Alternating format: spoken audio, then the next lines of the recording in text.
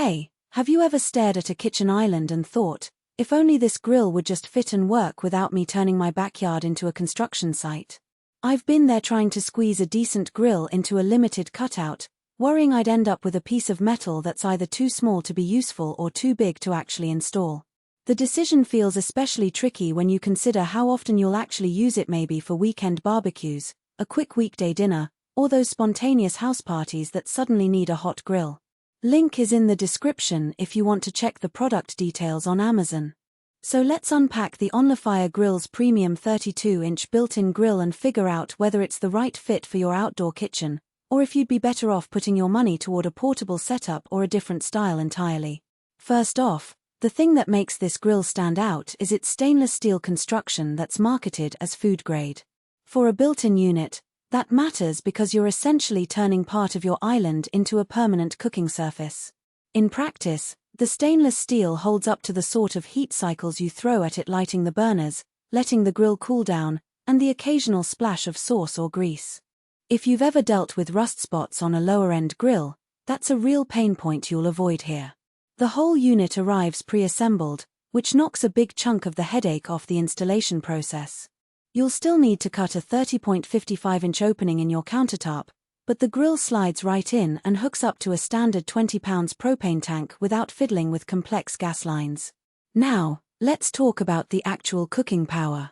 The grill boasts a total of 66,000 BTU across 5 burners, 4 main burners, each delivering about 14,000 BTU, and a rear infrared burner. In day-to-day terms, that means you can get a hot sear on steaks in under a minute, while still having enough surface area to keep a few buns warm or grill a batch of veggies on the side. The rear infrared burner is a nice touch for indirect cooking. You can set up a 2-zone heat arrangement, direct high heat on one side and a slower, gentler zone on the other without resorting to a separate smoker. For families that love to grill a variety of foods at once, that flexibility is a genuine win. The grill offers 722 square inches of cooking space, which translates into about 18 inches of width and 40 inches of length at the top. Practically, that's enough room for a full family of burgers, a side of chicken wings, and a few corn cobs all at once. I've seen a lot of built-in grills that claim spacious, but the real test is whether you can actually fit a standard sheet pan or a large pizza stone without crowding the burners.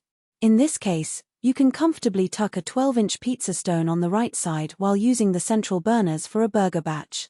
The extra width also means you can maintain a decent distance between foods, reducing cross-flavor contamination, a subtle but appreciated detail when you're cooking, say, a fish fillet next to a pork chop.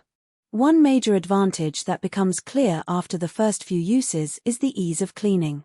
Because the grill is all stainless steel and has a simple, flat grating, you can scrape away residue with a putty knife and then rinse it down with a hose.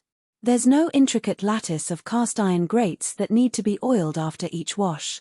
The rear infrared burner also comes with a removable reflector that you can pull out for a quick cleanup if any food splatters onto it. For anyone who's put off grilling because of the dreaded post-cook mess, this reduced maintenance burden can be a deciding factor. That said, there are a few trade-offs you should be aware of before you decide to drop this into your island. The first is the reliance on propane rather than natural gas. If your property already runs on natural gas, you'll need to install a conversion kit or stick with a portable propane tank, which adds an extra recurring cost and storage consideration.